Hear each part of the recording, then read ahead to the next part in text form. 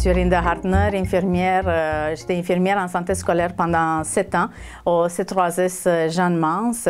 C3S qui couvre les quartiers Le Faubourg, dans le centre-sud, le Plateau et Myland. Le rôle et le mandat des infirmières en santé scolaire, il est très vaste. On peut le séparer en plusieurs domaines. Premièrement, l'infirmière elle va s'assurer de rendre le milieu école sécuritaire pour les enfants. Donc, au début de l'année, on va regarder les fiches santé, voir les particularités de santé de certains enfants, les allergies et tout, mais dans le but, en fait, d'assurer un milieu sécuritaire pour les enfants qui ont ces besoins particuliers-là. En prévention, un autre mandat de l'infirmière en santé scolaire, c'est en prévention. Prévention des maladies infectieuses, on peut nommer là-dedans la pédiculose, surtout au primaire, ça.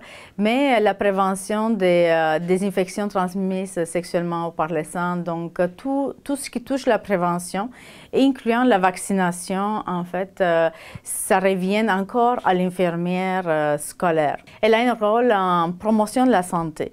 Donc l'infirmière scolaire, elle va enseigner, va faire la formation dans les classes sur les bonnes habitudes de vie et va donner des outils aux enfants qu'ils fassent des bons choix par la suite dans leur vie également, des bons choix qu'ils peuvent mettre en place tout de suite ou plus tard. L'infirmière scolaire doit travailler en collaboration avec les enseignants et l'école en soi. Les enseignants, ils ont déjà un mandat très chargé par le programme de formation de l'École québécoise.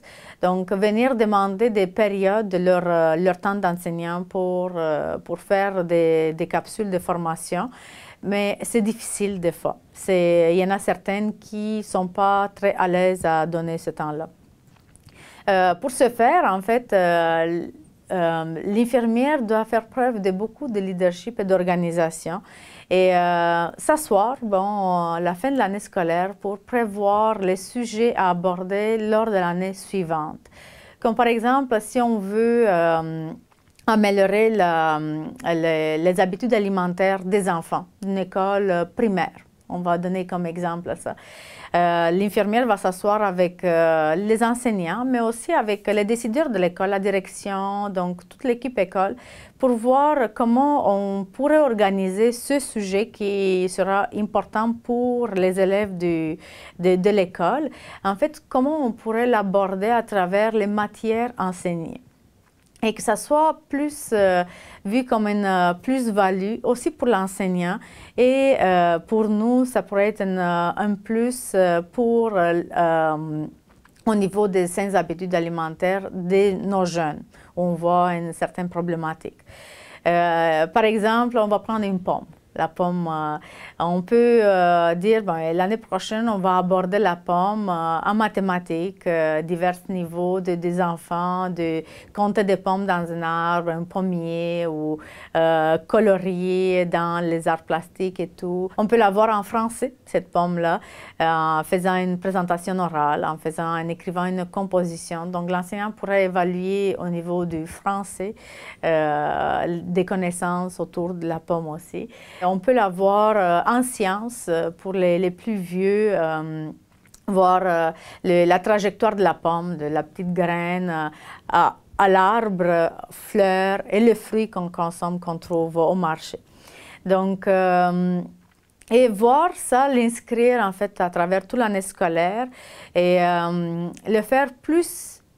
C'est mieux quand on intègre un apprentissage de façon graduelle et de façon continue, plus que juste une journée par année.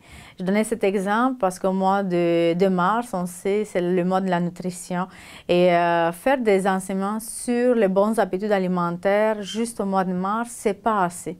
Il faut le faire à travers toute l'année pour que les changements, pour que les jeunes adoptent le comportement qu'on souhaite qu'ils adoptent. Donc, consommer plus de fruits et de légumes, par exemple, si on revient à notre pomme. C'est important de mobiliser les milieux autour des sujets de promotion de la santé, d'éducation à la santé et quand l'enseignant il voit il comprend le bénéfique, pourquoi c'est bénéfique de le faire de même et tout, mais il va avoir la tendance à maintenir, à continuer dans cette lignée-là aussi. Et c'est sûr que l'infirmière scolaire, elle n'est pas toute seule comme professionnelle dans l'école. On a des travailleurs sociaux, des hygiénistes dentaires, des nutritionnistes. Donc, c'est une équipe santé très forte qui pourrait venir en aide pour développer divers sujets pour l'école.